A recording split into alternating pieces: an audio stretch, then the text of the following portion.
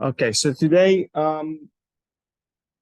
I hope won't be so long, and then we'll have time at the end to answer questions or whatever, fill in gaps that you guys feel like you have or anything like that. I saw that you guys submitted your homeworks. I did not look at them yet. I'll start checking them sometime this week, maybe early next week. Okay. All right. So Yeah. sorry,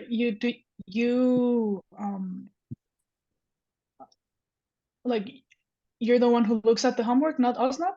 Me and us not together. Oh, okay. Yeah, we're gonna be grading the homework together. Okay. No, send them to Asnat. Send the homework to Asnat. Asnat shares them with me, and we check the homeworks together. Don't worry about it. Okay. Yeah. Also, yes. Sorry. I'm doing I did my homework on Jupyter Lab, and for another course, Kate told me that there are some problem between Jupyter Lab and VS Code. So do you need another version of the file? Because I know that sometimes, like for example, when I use LaTeX, it doesn't with VS Code it doesn't work. Yeah, I'll see. If it works, it works. If it doesn't work, we'll send you a message and you'll have to resubmit or something, okay? Don't worry about it. Okay, thanks. Okay, before I forget, there were two things I wanted to talk about last week. Sunday's 2 points I want to make, and we're just gonna write them. Last week, remember, we did decision trees and we did the ensemble techniques like the forest, the bagging and boosting. Okay, so 2 quick points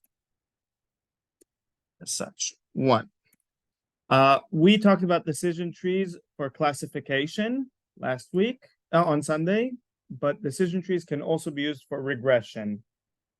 Okay, so the only difference is if at the bottom nodes, like the ends, the leaves, do you predict a class or do you predict a number?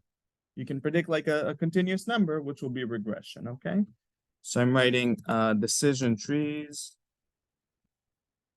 can also be used for regression. We just didn't talk about it in the class, in the example, but you just imagine that the end leaf will predict, let's say, your height instead of the class that you are, instead of a label, okay? And another point is that we had the ensemble techniques, bagging and boosting.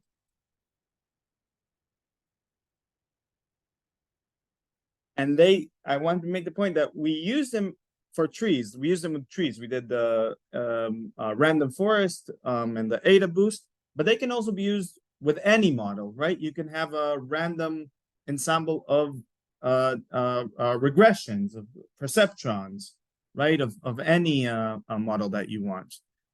Because the algorithm or the technique of randomly sampling and fitting like many models to random subsamples, or boosting, which means putting more weight on incorrect values and then fitting another model to handle those incorrect values. They can be done with any model, not necessarily with trees. Okay, so I'm ready. Can be done with any model. All right, so this is me wrapping up trees and ensemble techniques from last week, okay? Cool. Today we're going to be moving on to naive Bayes, which is another it's a new way or a different way than what we've talked about. We're going to be talking about it for classification. Okay. Okay, so I'm going to explain. I don't know if I should first give an example or first do the logic behind the model. What do you guys prefer? Example. Okay, so let's have this example. We have 3 features. What are the 3 features?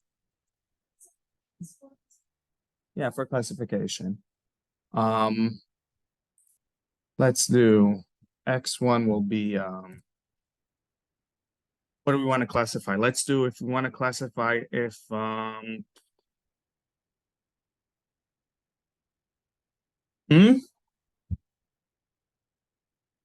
heart attack. Okay, that's a good one. So x1, let's do if you have a certain disease, and it will be a yes, no. Okay.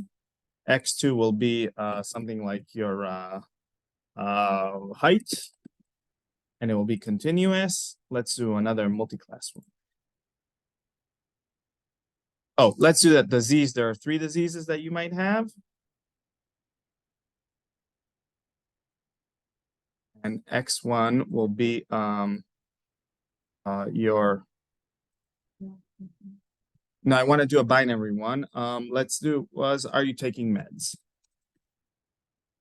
Yes, no. Okay. Then x3 will be height, and the y outcome will be heart attack. It'll be yes, no, or it'll be binary. Okay, this is just an example. You don't have to copy the example. Let's say take med. Yes, yes, yes, no. Let's do 5 people. And no. Disease. This guy has disease A. This guy has disease B. Disease C. Disease B. And disease C. Making up numbers. Height is continuous, so let's do. Oh, I actually don't want to do 5. I want to do more examples. Let's do 10 examples.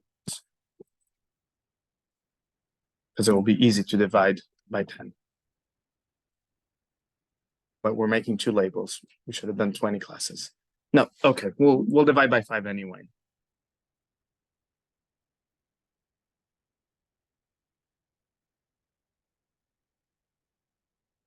And then the height, let's do 180, 175, 177, 175, 172, 179. I'm doing them all between 170 and 180. I don't know if that's like the real heights or whatever, but okay. Then these are the yes heart attack, first 5, and the last 5 is no heart. Okay. Is this clear? The data is clear? Yeah. Okay. Now here's what we're gonna do. We're gonna ask. What we want to do is to use the 3 features to predict if you have a heart attack or not have a heart attack. Okay. Excellent. We can fit other models that we know perceptron or logistic regression or decision tree or random forest or whatever, right? We know this. But now we're going to do a different thing. We are going to use Bayes' theorem to predict the label y out of the data, okay, using the conditional distribution, and I'll explain what I mean. In Bayes' theorem, the probability that a certain y is given x, given your data, the probability for a label equals the probability of that label, just the baseline probability that you can say to have a heart attack, times the probability Cx given that label, or right? So why don't I have a line? Divided by the to see X given that label, but label is X or Y? label is y. Label is always y, it's outcome. Okay. So this is the Bayes theorem. It's a well-known thing in probability theory. And essentially we're saying the probability to see y, the probability to have a certain outcome given your data is equals exactly the probability to have that outcome, the baseline probability, the probability that that data, to see this data given the outcome.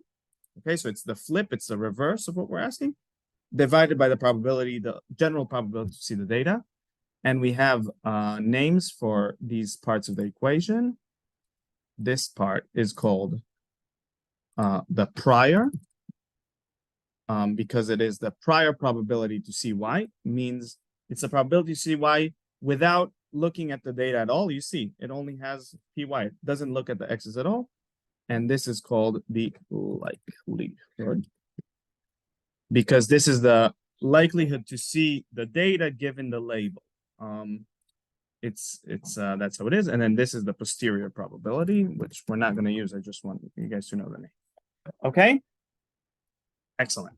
So now we can talk about given a specific, let's have a new specific data point that we want to predict. It will be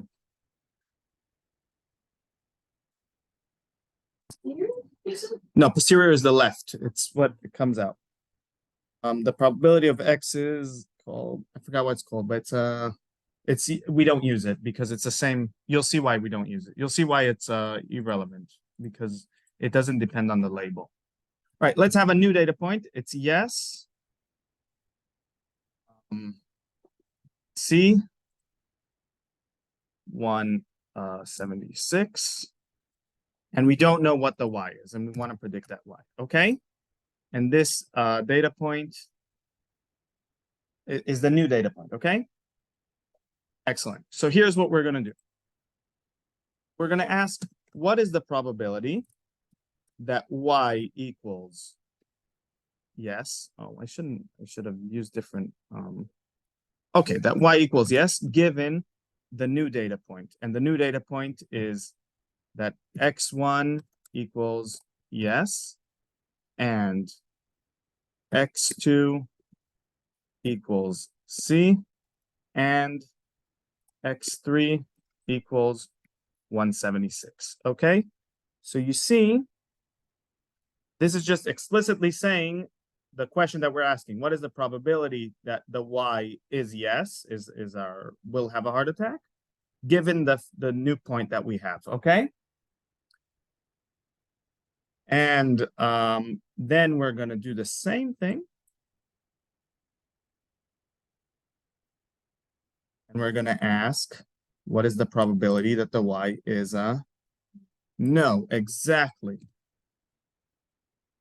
Given the same data that we asked, that we were asking about. And then we're just going to see whichever one's higher. We're going to pick that one. Cool, huh? Okay. Easy, simple. Okay. We're going to now solve the equation.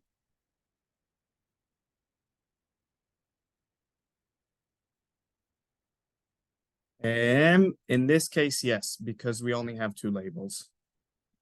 But imagine that we could have had more labels or whatever, like,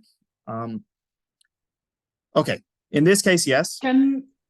We have to. Can this be done with continuous labels? Yes, x3 is continuous. We're gonna be fitting it with a continuous label. Yes, but I mean for the output variable. For regression. No, we're doing it for classification. Okay. Okay, so there was a question that asked, are these two probabilities not complementary? Meaning that they both have to sum to 1. True. When you have two labels, when you have two options, it's either one or the other. When you have more than two labels, I think it's clear why we need to calculate all of them, except for the last one, obviously. However, what I will show is that we're not actually going to calculate the probabilities because we're not going to divide by p of x. So they won't sum to 1.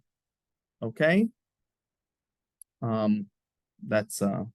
They won't sum to 1 in our example because we're going to disregard the normalizing constant, the p of x. Because let's solve it. Let's just solve it and we'll see how it goes. So this equals the probability that y is y, which is the prior probability, times probability that x1 equals yes, and so comma means and x2 equals C and x3 equals 176, given that y is equals to yes. Okay. Dividing by that normalizing constant, which is the p of, to see this probability.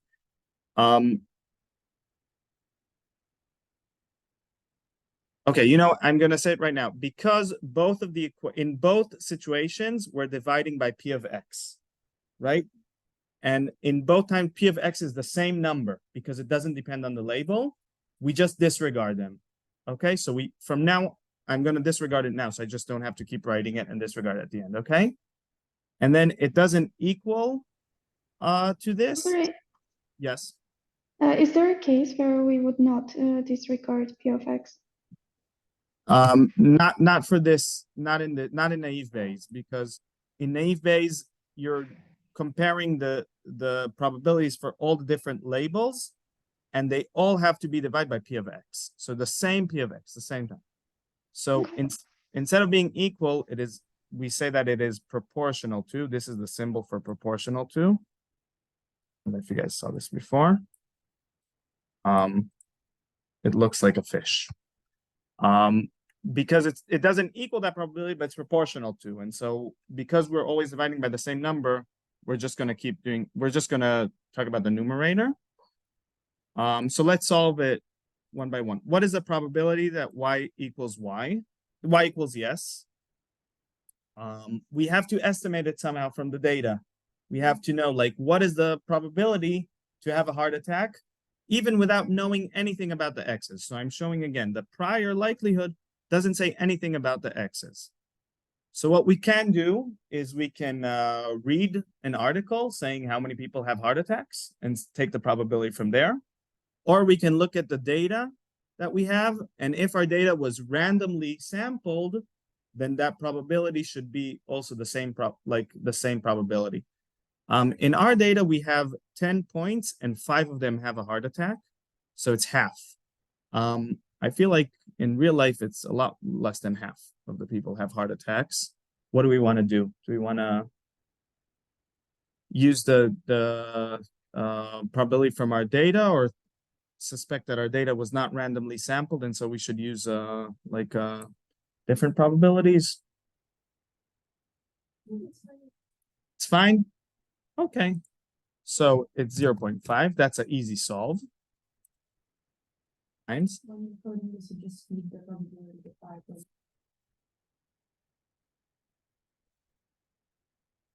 Yeah. Yeah, you decide what it is. You'll see it's very simple. You decide what it is. And then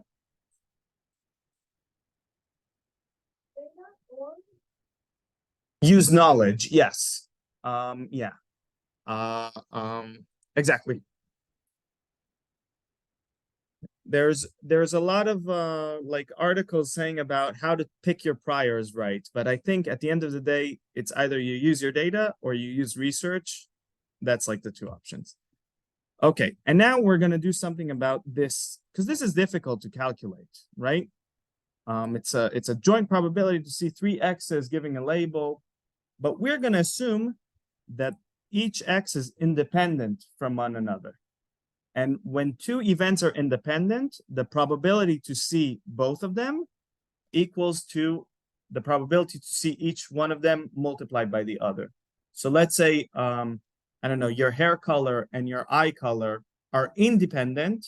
So to see someone blonde with blue eyes would be equal to this probability that you're blonde times the probability that you have blue eyes. I gave that specific example because hair color and eye color are not independent, right? So we want to make sure that we know that we're making an assumption here, okay? But once we make that assumption of independence, so this will just be the probability to see that x1 is yes, given y equals y.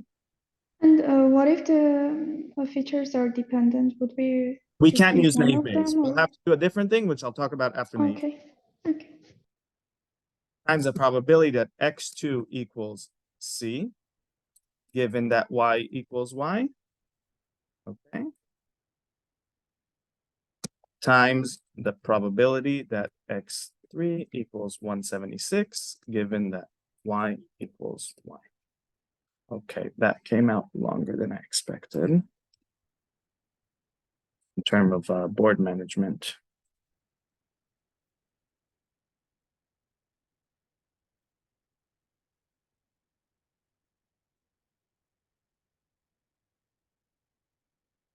Okay, so now we have three probabilities that we need to calculate, and we just need to multiply them, right?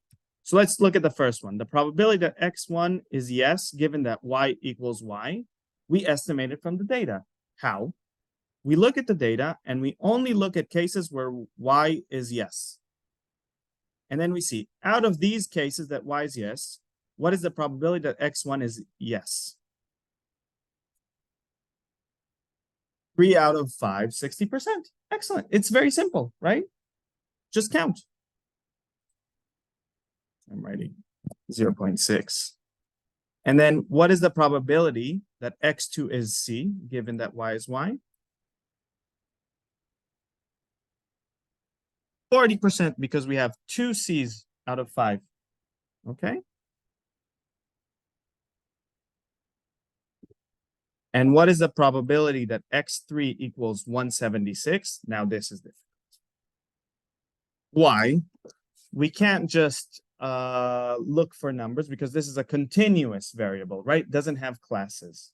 We have to fit some sort of distribution and calculate the probability to see this number, 176, given the distribution.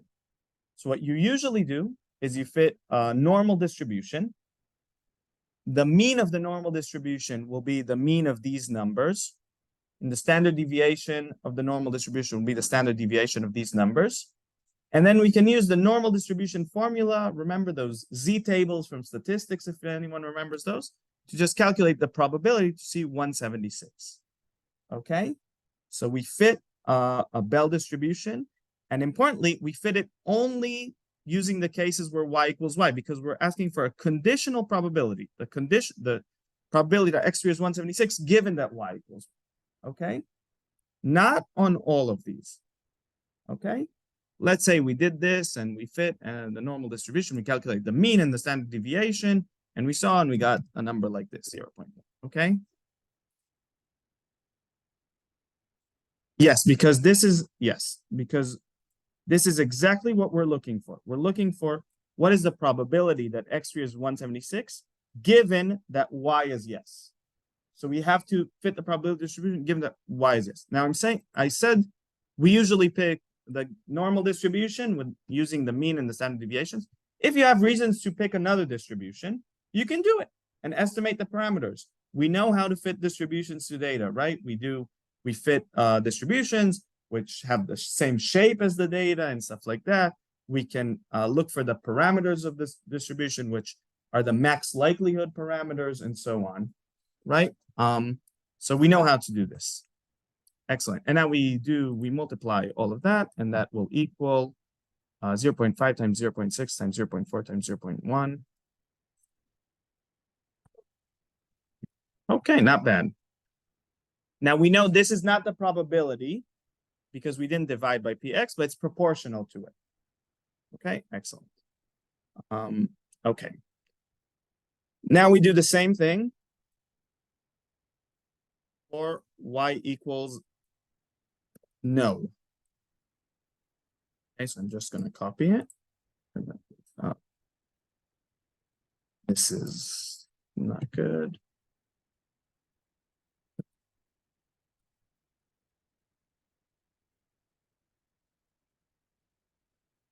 Right, so the probability that y is n.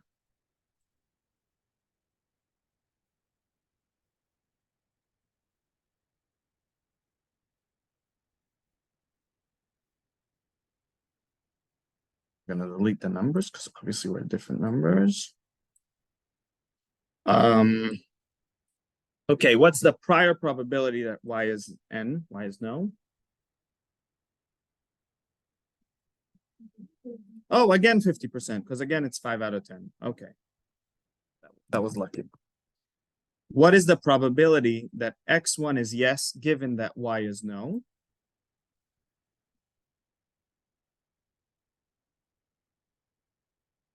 %, because we look at all the times where y is no, and then we see only one out of the, okay? 0.2. What is the probability that x2 is c, given that y is no? Same, 20%. Oh, this worked out nicely. And what is the probability that x3 is 176? We don't know. We have to fit the distribution and see and whatever. And let's say, just for that, it turned out to be 0.15. I don't know. That's what it turned out to be. Happens. So what is the overall probability? The overall prior times likelihood?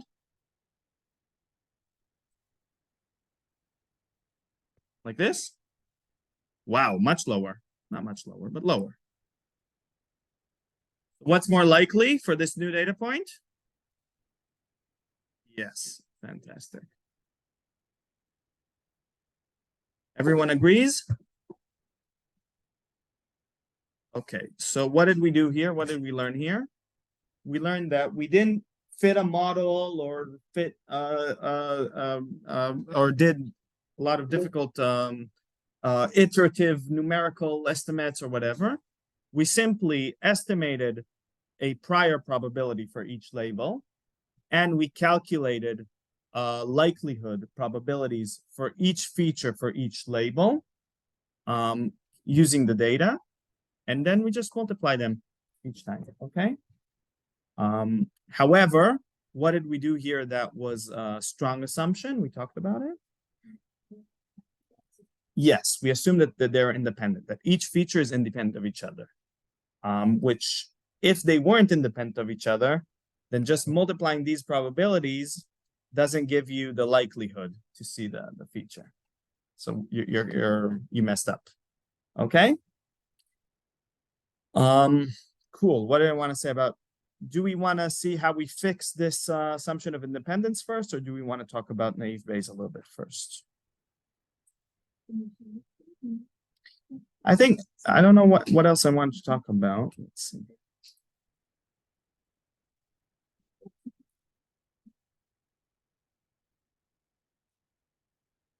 Okay, let's see how we fix this assumption of independence first.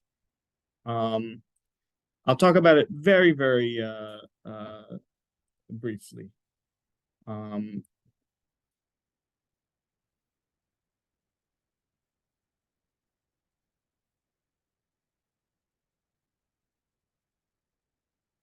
Yeah, okay. So here's what we're going to do.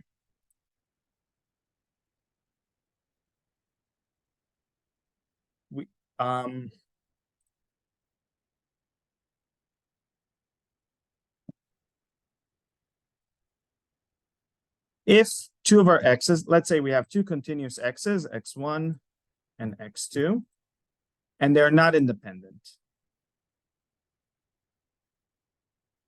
right? So that means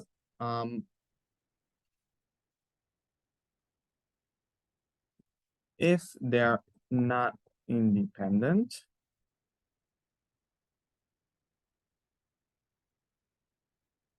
I'll say something else. Let's say they are independent. So if they're independent, they have a correlation of 0, okay? And they also have a covariance of 0 as well, because correlation is just covariance standardized. So their covariance equals 0, which is just another way to say that the correlation is equal 0. Okay? Excellent. So one way to treat dependent variables in our formula is to assume that they will be dependent. They will have a correlation other than 0 or a covariance other than 0. This is not always the case. Features can be dependent and still have a correlation of 0. It can happen, but we're assuming that it doesn't have. We're assuming that they have a covariance of 0. If we assume that they come from a normal distribution, both of them, then if they're not independent, their covariance or correlation must be different than 0, because that's a feature of the normal distribution. Okay, so here's what we're gonna do. We're gonna assume they're normal, and then it can happen in extreme distributions, not in normal distributions, okay? And then assume they're normal, and if they're normal, if they're dependent, then they will have a covariance different than 0. Covariance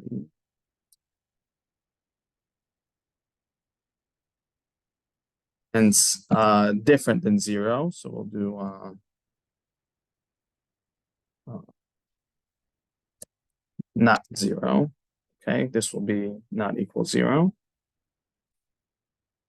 But we can estimate their covariance from the data, right? We can just look at their correlation, right? And we can calculate it. Okay, or the calculation will be obviously for the sample only, but we use that sample covariance to estimate the real covariance between the two features, right? And now we're golden. Why? Because now we have two features. We have the mean and standard deviation for each feature, so we can fit a normal distribution for each feature. That we had always. But we also have the covariance between them, or the amount of dependency in between them. So now when we calculate P of x1 and x2, given some y, we don't have to assume independence and separate it, because we can calculate the joint distribution, the joint probability for these x1 and x2, given their joint distribution. And the joint distribution is given that this one is normal with such and such mean and such standard deviation. This one is normal, such and such mean, and they have a covariance of such and such.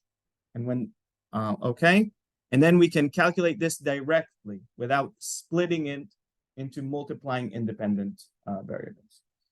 This was a very long way to say that instead of estimating a distribution separately for each x, we estimate a joint distribution for both of the x's. Okay, so I'm going to do a figure to illustrate this again.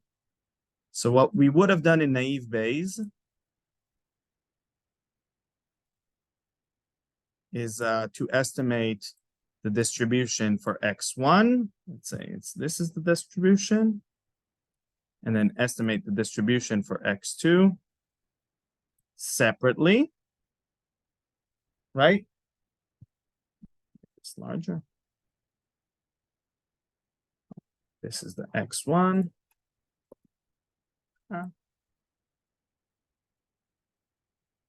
This is x2. And then we would have multiplied the probabilities. But now what we're doing, because we can have their covariance, right? We can actually estimate the joint x1 and x2 distribution.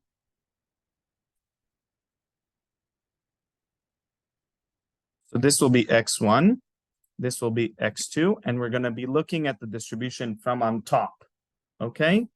In this example.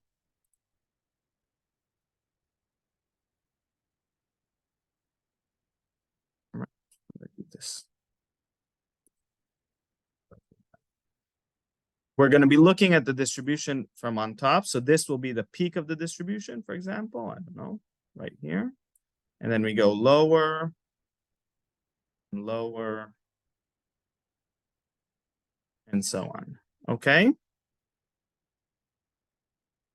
And then for a certain point, let's say for point x1 equals, let's say x1 equals 10, I don't know what this is measuring, but let's say we know, and x2 equals 15. So what we used to do is we used to go here and see where does 10 fall on the line. Let's say this is 10.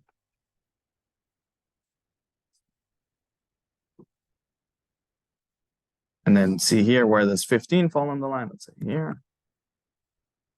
Right, and get the probability of 10 and the probability of 15 and multiply them, right, separately.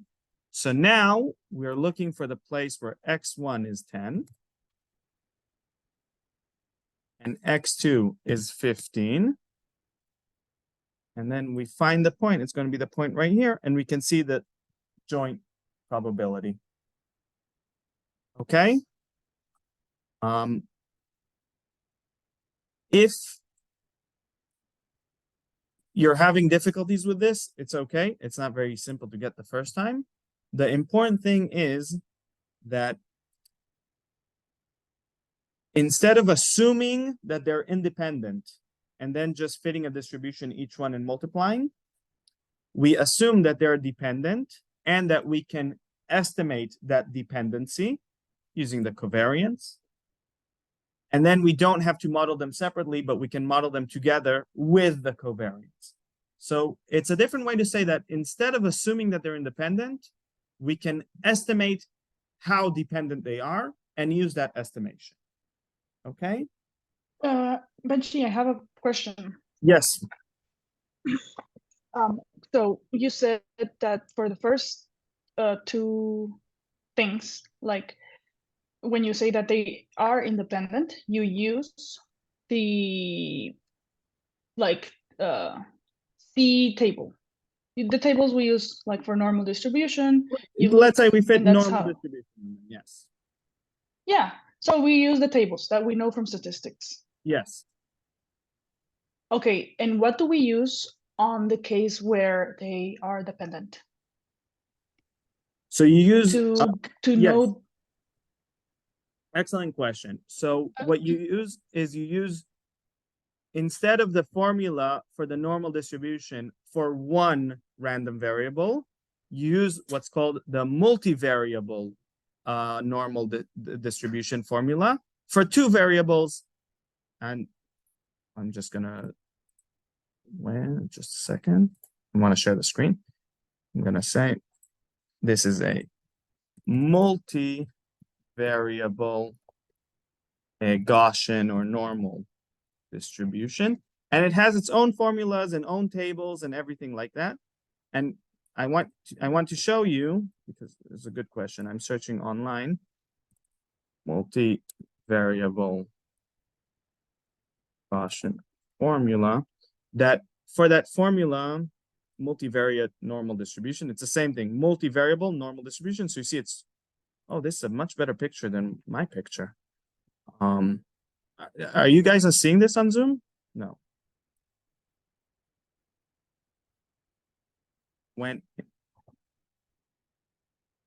Why is screen sharing stopped? Okay, so I went to Wikipedia, did the multivariate normal distribution. It's called also the multivariate Gaussian distribution, joint normal distribution, okay? Zoom people, you're seeing this, right? Yes.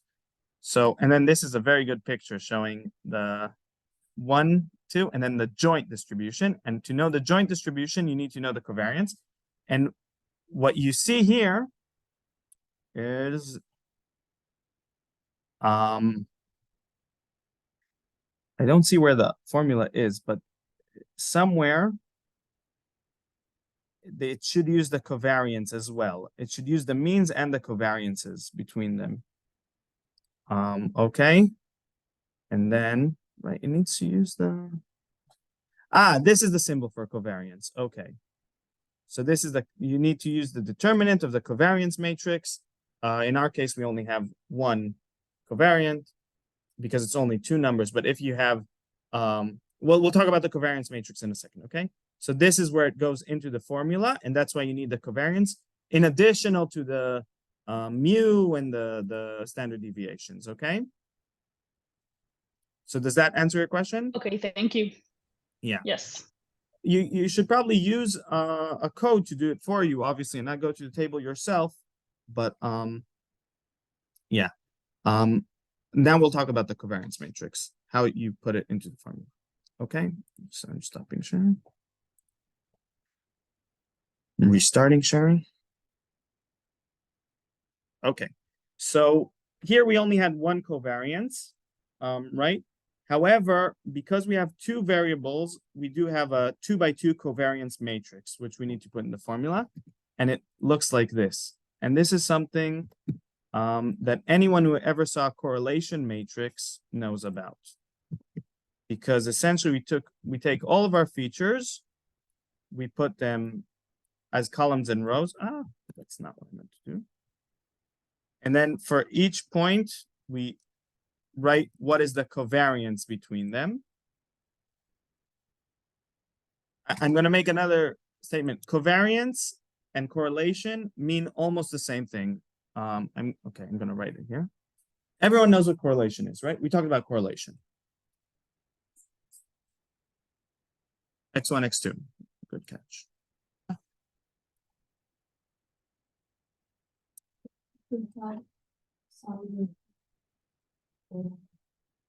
Yes, excellent. So I'm just writing this here as a reminder. Correlation equals the covariance. I'm writing covar. It'll be short.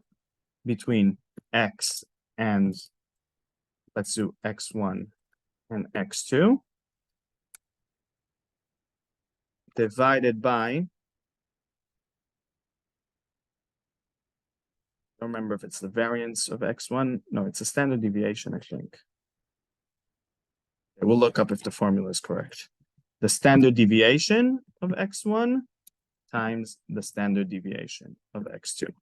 Okay, so correlation is just covariance normalized by standard deviations to make it fit into between -1 and 1, because correlation is always between -1 and 1. But the covariance itself doesn't have to fit there. That's why they standardize it for the correlation, but that's how it is, okay? But it's the same thing. So a covariance matrix and a correlation matrix will look the same thing. It will just have different values. All right, so what is the covariance or correlation? X1 and X1. It will equal the variance of X1. So I'm doing, am I doing S X1 squared? Yeah, that's what I'll do. I'll just write variance of X1.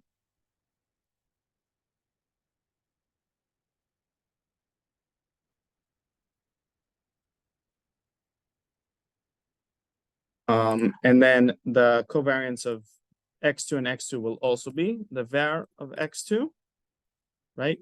Because the covariance of two things, of a thing with itself, is equals its own variance. And then if you look in the formula, you'll see that the covariance of a thing with itself divided by its standard deviation times its standard deviation will always be 1, because the correlation of a thing with itself is always 1. Okay, good. So this is the right formula. And then we'll do the covariance here. Let's say the covariance is, I don't know, 9.6 between X1 and X2. And obviously here it will also be 9.6. It has to be the same number, because it doesn't matter if you do X1 with X2 or X2 with X1, right? So the matrix will always be a symmetrical matrix for the diagonal, okay? And then you use this matrix in the formula. They here in Wikipedia, they give an example. Let's take this example. I like this. Let's add it to the board.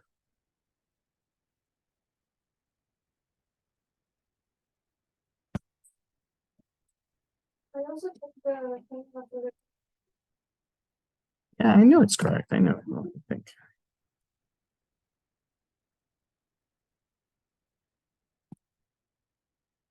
Right. Oh, no, no, no. I didn't want to.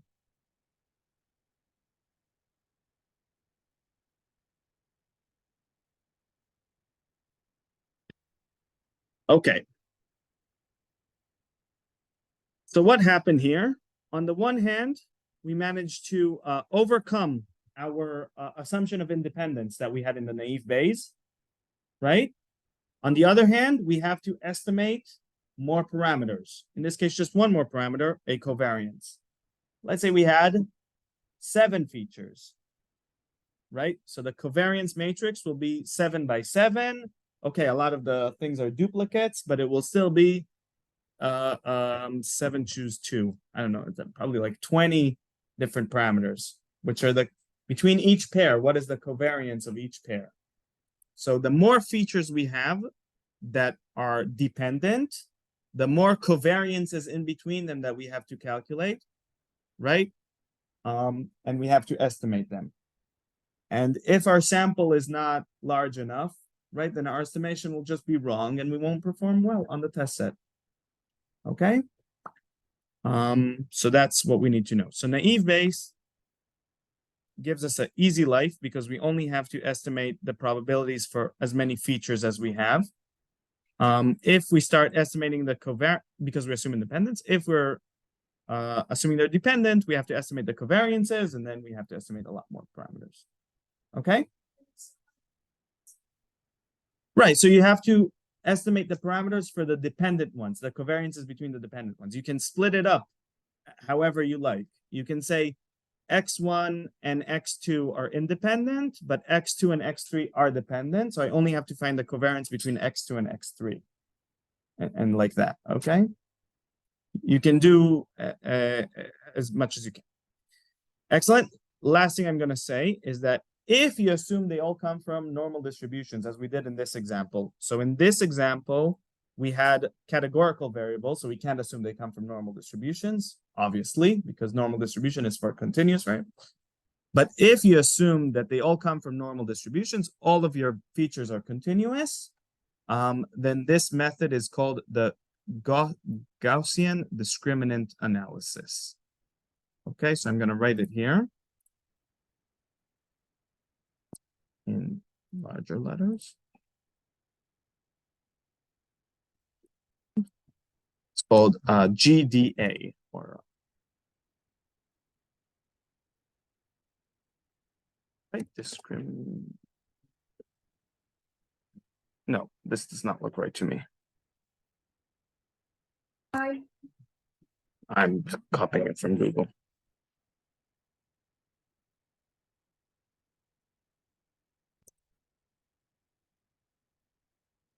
Oh, wow, I messed up.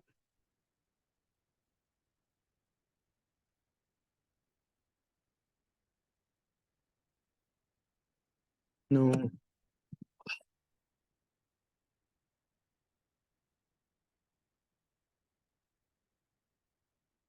Yeah, the photo.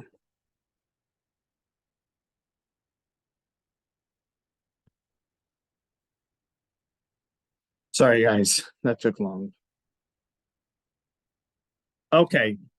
Okay, of course, you guys are smart enough to understand that you can use some categorical features and then some continuous features and only assume that the continuous features are correlated and then have the covariance matrix for that. Or you can encode the dependency between categorical features and continuous features not using covariance. You use something else to decode a dependency between something that's categorical and continuous, okay? Do you have an example of how you do that? Not right now. No, but what you would have to do is to build the joint probability distribution between your variables x1 and x2, which is a different animal than the probability distribution for x1 and the probability one for x2. These are called the marginal distribution sometimes, and this is the joint distribution. So once you have your joint distribution, doesn't matter how you built it, then you can calculate the probability for any combination of features because you have the joint, including the dependency. Yeah. Okay, cool. I want to make any questions about these methods, these Bayesian methods? No. I do want to make one point, and I'll want to make it, it's a good point, and then we can see, we'll have time for review and stuff. Yeah, I want to make this cool. Both of these algorithms they are generative algorithms. So I want to talk about a little bit about what's a generative algorithm or a generative model. The naive Bayes, where you assume independence, and the one where you don't assume the independence, like the Gaussian discriminant analysis. Okay, so up to now, we learned about algorithms, which take some X, and we're talking about classification, which given some X, right, you do something on it, what math or not math or, you know, whatever, do a nice arrow, and you get out a label, right? And you get a Y, a label, right? This is what we've been doing. You get the data input, take a label. And this is called classifying, obviously. We're talking about classification.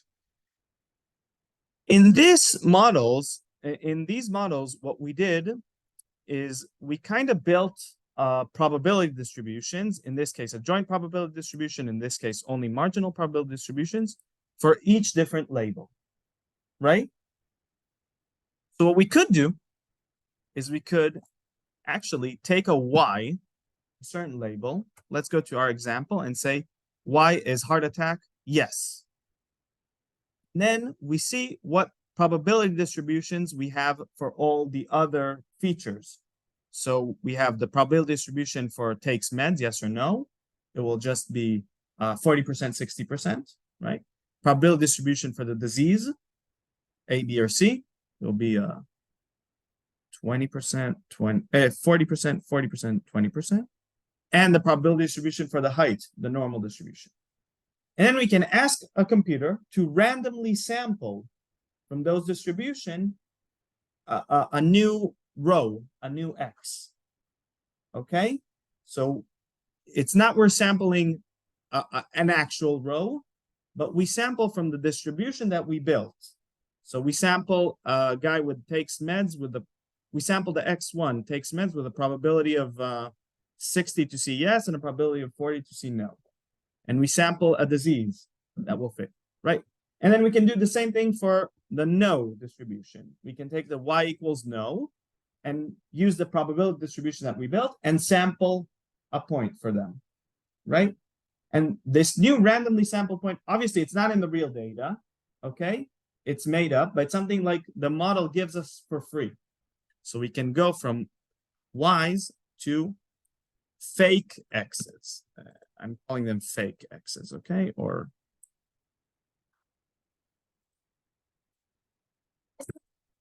isn't it for each X? for each X for each label. So within each label for each X. Yes. So this is called generating. This is not classifying, I should say. That was called classifying, and this is called. And these new X's are not real data that we measured, but they're kind of like, how would you say, probable data to come for that label, or data that will kind of fit that label, right, for the distribution. Right, the X's that we do for Y is yes will resemble these X's, and the X's that we do for Y is no will resemble these X's, right? Excellent. Why is this cool? Because there's a lot of applications in machine learning where you want to generate new things based on labels. For example, in computers reading images.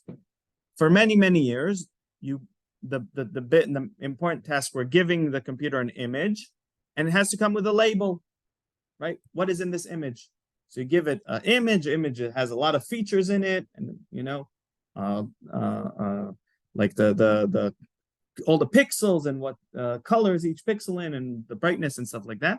And then it will say dog or cat, you know, baby. I don't know. They classify pictures, right? But when you fit probability distribution to the X's for each label, you can do the opposite thing. And then you can tell the computer, I have the label baby. Give me 10 pictures that come from the distribution. and then we'll give you 10 pictures and hopefully things that look like babies. And that's how we have things today, that you give a label and gives you out an image, right? So this is generating. So we could not do this for any of the previous algorithms. We can't do it for a tree. Like, give me a label, but go back and give me the features. It doesn't work. Or for the regressions, obviously. But naive Bayes and the GDA, you can do it because you actually fit a whole probability distribution for the X's for each label, and then you can just randomly sample from that probability distribution. Okay, cool. We learned about the difference between classifying and generating. Cool. This is a known difference. Like, if you ever hear something that's called a generative model, it means you give it a label and it gives you back fake data. Okay, and if you have fake data, like not real data that was measured, but data that can fit the features. Okay, excellent. All right. So I'm done talking about these today. On Sunday, am I leaving this here? I want to make the board nicer. Yeah, let's leave it. I'll make the board nicer later. On Sunday, we'll be talking about our new, and I think the last type of model for classification, which is called SVMs, support vector machines. But I don't want to get into it today. We'll talk about it on Sunday. What we do have an hour, half an hour left. Yeah, the clock. And we can talk about things you guys have questions with, things we didn't cover, or things we covered and we want to cover again. I do know that you guys talked about what's called the assessment of models, like how good your accuracy is and your false positives and true negatives, and we didn't really go through that in class, so we can go through that, or we can do other things as well. What do you guys? Maybe both.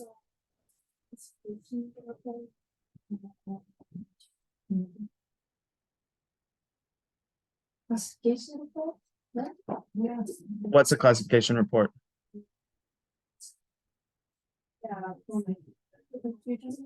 No, I know confusion matrix. I don't know what classification report is. Let's see. Okay.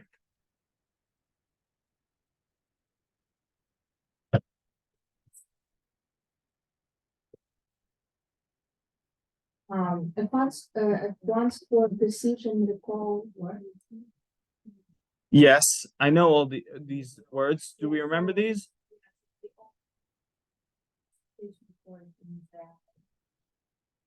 Okay, so just a second. I'm going to stop sharing.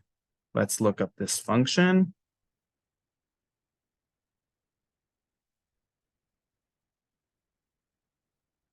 It's sklearn classification report, like this.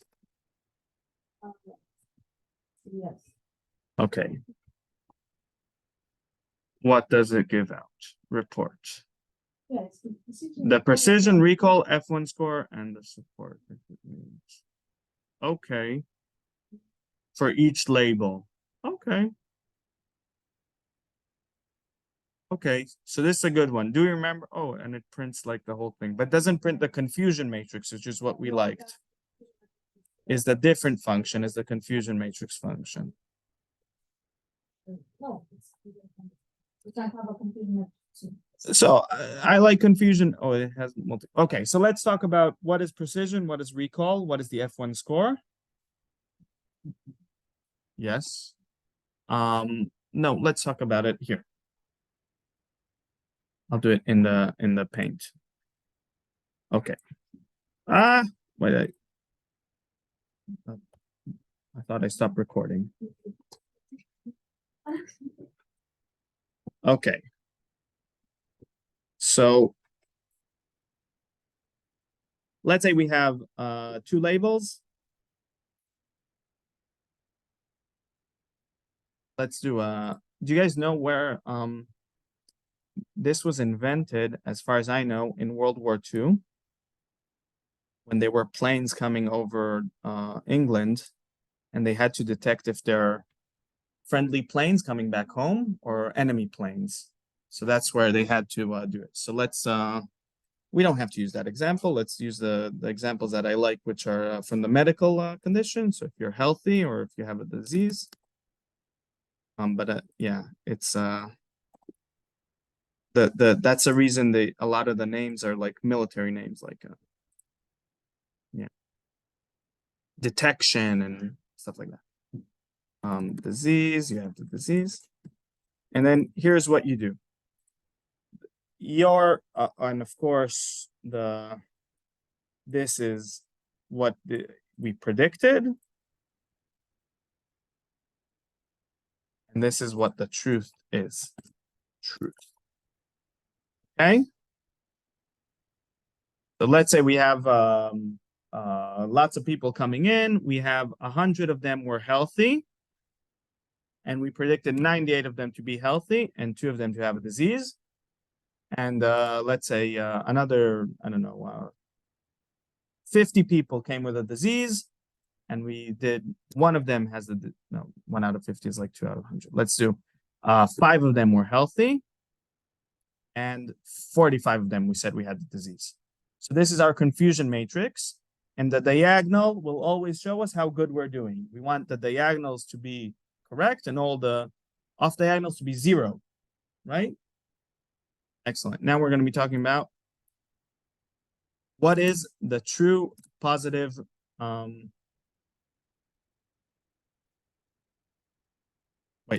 what do we say? Precision, recall, sensitivity, specificity. F1? Yeah. So let's do precision first.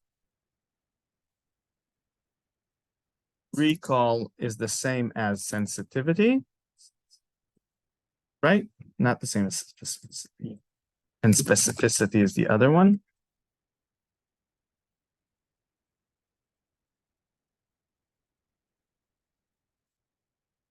Yeah, that's the axis. That's what we predict. We predict them to be healthy. And then let's just do the margins, just so we can have the sum.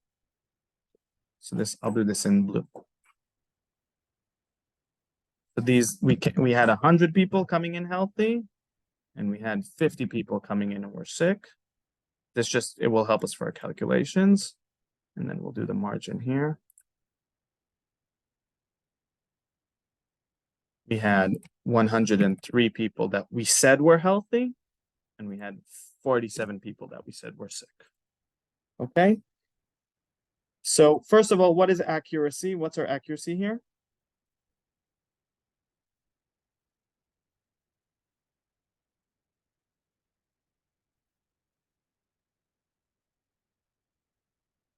That's correct. So let's write it out. Accuracy, this is also sometimes called total accuracy, to make sure that we're talking about total accuracy. And this will equal all correctly predicted divided by all, right? And so in our case, it will be 98 plus 45, 142, 143. And we had 150 people coming in, right? And that is an accuracy of 0 point. Anyone want to do this?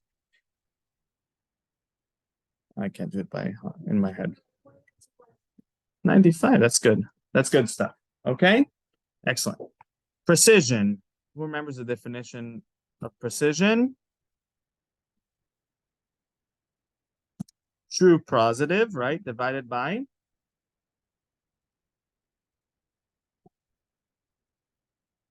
so I think it's divided by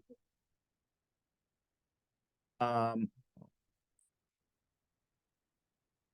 think it is divided by all positive by let's see precision by true positive and false positive, yes. So by all positive. Okay. Which means we had our true positive is 98. and all of the positives we had is 103. Right? And that means out of all the people that we said were healthy, oh, we should have done diseases positive. Okay, we're changing it up. Disease will be positive. Because when you get positive on a test, on a disease, you have the disease. Okay?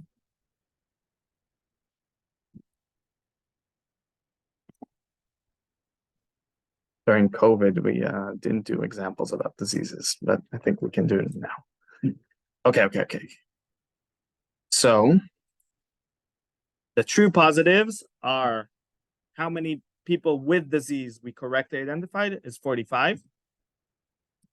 And then all positives is how many people we said had disease, 47. The precision in a way, it's kind of a measure out of all the positives that we predicted. Positives, how many are actually positive? Okay, now this is important. Why did I mention COVID? Because if you say that a lot of people are positive, but it could be the case that all of the people who are sick, you say positive, you have the disease. But also a lot of people who are healthy, you say positive, you have the disease. And this was the worry early on in COVID before they developed better tests, that the tests were giving a lot of false positives. And so a lot of people thought they had COVID when they didn't really. Okay, so this is what it is predicting about. Okay. Awesome. So instead of all positive, I'm gonna write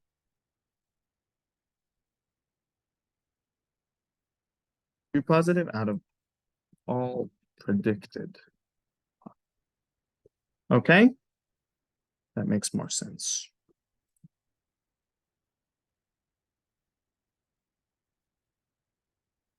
What? Oh, okay, that's not very good.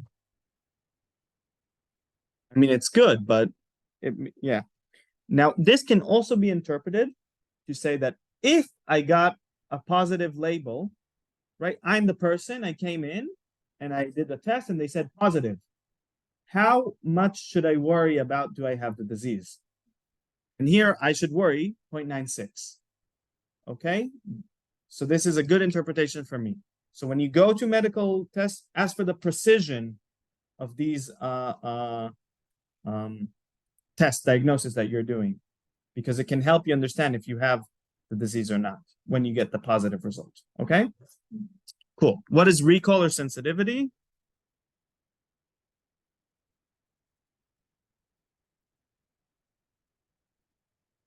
It's the true positive divided by true positive plus false negative. So it's true positive out of all actually positive.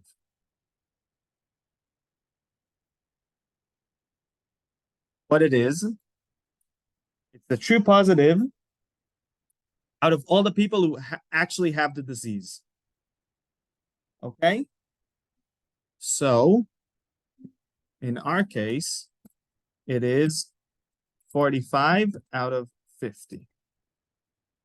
Which is 0.95.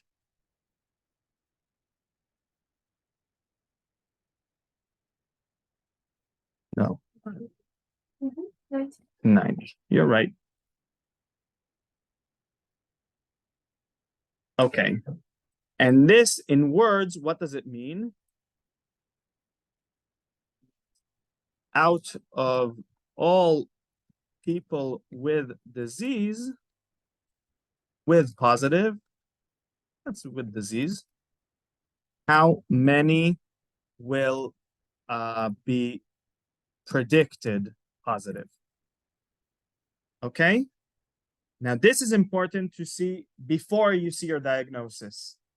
Before you go and do the check in the doctor, you say, you want to see that this is high. You want to say, if, God forbid, I actually have the disease, what is my chance of this test telling me that I have the disease? Okay. And then the top one, precision, is what you want to see after you saw the positive thing on your diagnosis. You say, oh, if I got that positive, what is the chance that I have the disease? Okay. So this is another way to say, if I saw a positive, what is the chance I have the disease? That's precision. And recall is, if I have the disease, what is the chance to see a positive? Okay, so we flip them around. Excellent. And then and then specificity is, it's about the negatives, right? It's the same thing, but about negatives. It says true negative. Yes, so it's recall when we flip the recall. It's when we flip the positive and the negative. No, no. So specificity is true negative out of all actually negative. Okay, so in our case, it is true negatives were 98, and all out of 98, all out negatives were 100.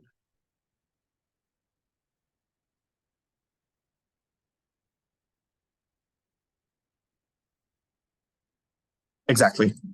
Yes, very good. Okay, and it's just like recall, except if you're healthy. So you're saying, if I'm healthy, what is the chance that I will get to be classified as healthy? Okay, so it's the same thing. Okay, now we're going to be talking about F1 score. F1 score was a way to combine your precision and recall, and not just your accuracy. Okay, not just your accuracy. And I don't remember the formula for it. That's to remember. It has square roots and stuff, right? Yeah, here it is.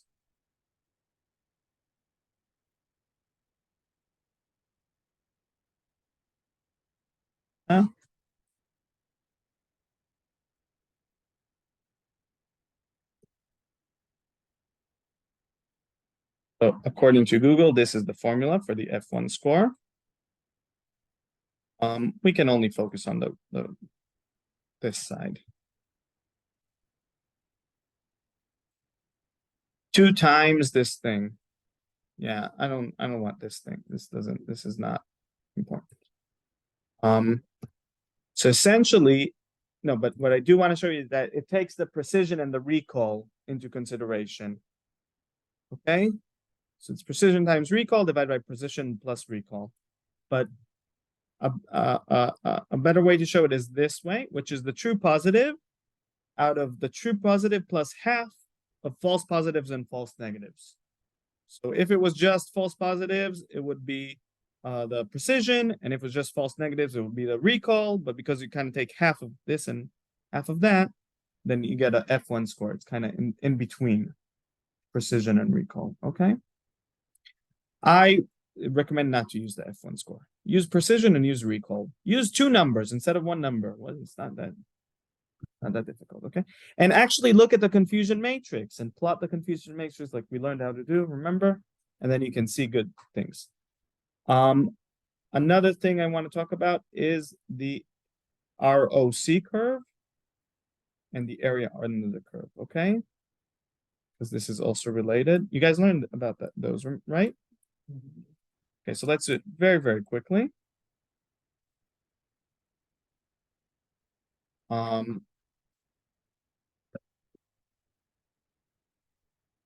If you have a classifier with a threshold that has some sort of threshold that you can move, you can decide how to classify based on a threshold. So it could be many things. It could be just a simple if statement. Let's say if x1 is bigger than 10, is bigger than a threshold, then you're class A. If you're less than, you're class B. That's how they do a lot of medical diagnosis, right? If your blood pressure is higher than some number, you might get diagnosed. So that number, that threshold can be moved. You can pick what it is, right? But it can also be more complicated models which have other thresholds. We talked about in the logistic regression where we set the threshold to be half. If you're above half, you're in class A, or below half, you're in class B, but we can move the threshold to be any probability. Do decision trees have thresholds? No, I don't think so. No, but other models can have thresholds that move them. So what you can do is that you can plot the precision and recall for every threshold, for any threshold that you will choose. And then you get, I want to just copy the picture, please, because I'm not going to draw it well. Yeah, that's a good one.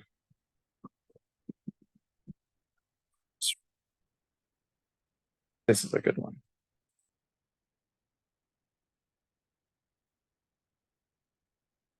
Okay, I copied this picture from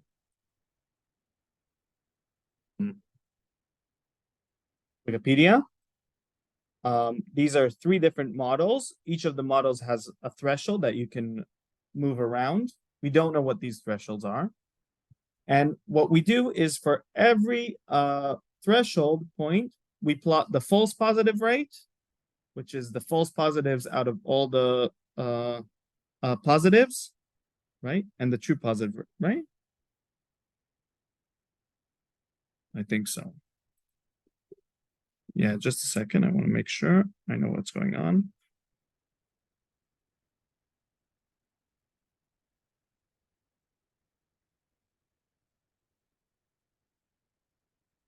So we have the recall and the false positive rate. Oh, it's just the false positives out of all the out of the false positives and true negatives. So out of all the true negatives, out of all the actual negatives. Okay. I'm writing this here. This is the false positives out of all actual negatives. This is the true positive out of all actual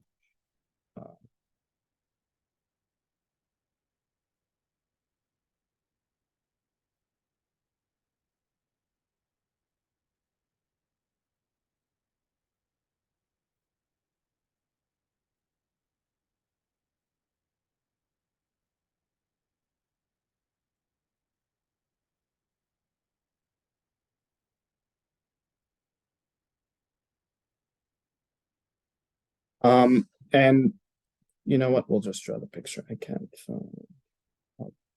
But I could do it without drawing the picture. We'll draw the picture.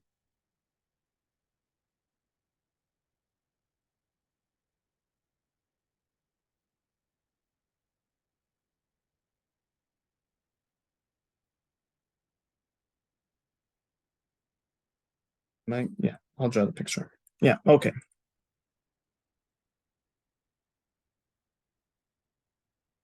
Let's say we have the simplest example of classifying with a threshold, which will be just an if statement, moving threshold that will go from to 0 to 1. And then we have 2 classes, which give us numbers. The red class, this is their histogram. So this is kind of all the numbers, right? Histogram is like the distribution. It is the distribution for the sample. And then the blue class will be here. There. Right? And we call the blue class true, positive, I'm sorry. And the yellow class will be the negative, healthy. Okay. The yellow class, the red class. Okay, and now we have a moving threshold. So let's make the threshold in So if our threshold was here, we say everything above that threshold is positive and everything below is negative. Okay? And then what's our true positive rate? 100%, because all of the blues we classified as positive. But what's our true negative rate? Our false positive rate? Very high, because all of these reds were negatives, we classified them as positives. So we're going to have a very good true positive rate and a very, very good true positive rate and a very poor false positive. Wait, false positive. Yes, very high false positive rate and very high true positive rate. We're going to be here, right? Excellent. So now I take this threshold and I move it here. And now what do? We still have a very high true positive rate, but we have a lower false negative rate, which is better, right? Because only these points are classified as positive, but they're actually negative. So then we're going to be somewhere here. Okay, we're still going to be high here. Then I move it and I classify based on here. So now my true positive rate went a little bit down because I have a few positives that I classified as negative, but my false positive rate went much lower because I only have few. So we're going to be somewhere here.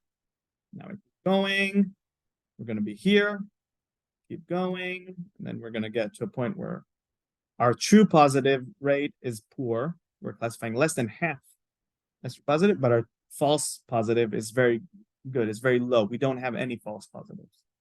Okay, so we're going to be somewhere here, and then I keep going till the end. And essentially, every time I move the threshold a little bit, I plot a point on the graph, and I see how that point is doing, how it is doing. Okay, and then I do this for this model, for that model, and for that model. Yeah.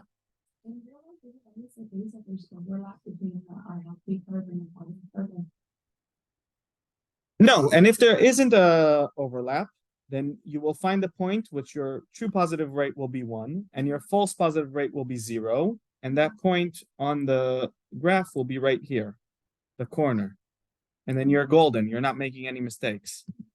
Yeah. So what we want is to find a point that is closest to the corner. That's the best threshold that we have, right? And what we can also do is that if our threshold does not discriminate at all, right? So if this is a threshold after they map the features into this threshold, we will get a line, a 50% line. I'm sorry, a line of random classification where it's always like whatever you gain on the true positive, you lose on the false positive, and so on.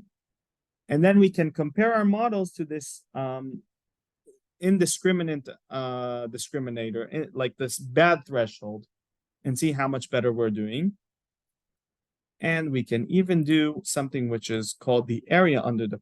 So this is the ROC curve, and this is how it works. An ROC curve. Why am I in purple?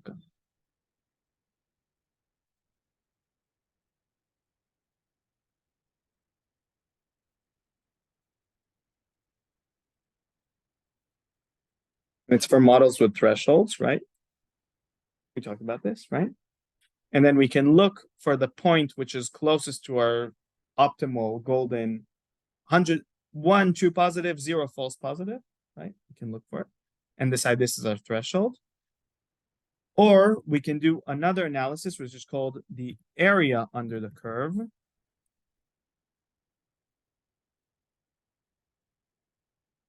And that essentially we do the area under this curve for each model, right?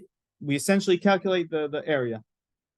And the better the model is, the higher area it will have, because the model is able to find some way to separate the data better and have and the threshold will, right? So the perfect model will be like this. I'm sorry. Something like that, okay? And the chance model that doesn't separate the data at all will be at 50%. Because you can see it's half a square, it's 50%. Chance guessing which label you are is at 50%. Okay? And so the area under the curve is used to compare models.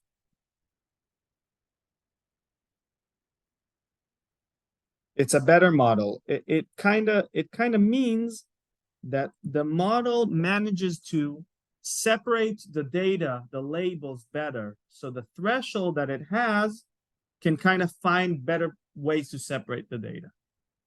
Yeah. So under the curve, is that between the curve and the 50-50 line, or no? Yeah, you do the whole thing and you always get numbers above 50. Okay. Because if you get a number below 50, then you can just do a flip the label and then you'll get the number above 50. Like if your identification is less than chance, let's say it's this bad, then you just, every time you add to the model a line that says, if you predicted positive, give me negative, if you predict negative, and then it will just flip across the line. And so the number should always be above 50 and below 100. If it's at 100, it's a perfect model. Yes. I'm wondering the area under the curve analysis is valid only if you assume that recall and the specificity are equally important, right? Because yes, exactly, because it weighs the true positive versus the false positive rate. if you want a very specific test, but you can like have less recall, then you shouldn't pick the optimal for area under the curve. Absolutely. What you should do is look at, let's say you want to improve the precision. You say my recall is good. If someone is with a disease, I'll tell him it's a disease. The problem is that a lot of healthy people, I'm also telling them they have a disease. I have a thing that's not precise enough. So you shouldn't do area under the curve to see what your new diagnosis is. Just look at precision. Just compare the precision. It's okay. Make sure your recall is still good and just compare precision. That's why you have those. Yeah.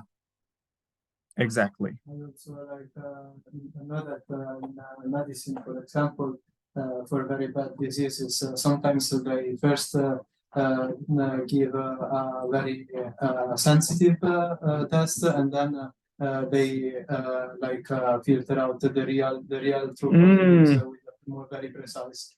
Interesting. I didn't hear that, but it's a good strategy. That way you don't you improve your oh, that's good. You don't diagnose a rare disease on someone by accident. Yeah, first you pick all true positives and also some false positives, and then you filter out the false positives with a very precise data. Right. That's smart. You know it by bad experience. Oh no. So yeah. Okay. All right. Any other questions? We can be done also if you guys want to go. Yeah. Any questions on Zoom? No. Okay. Thanks, everyone.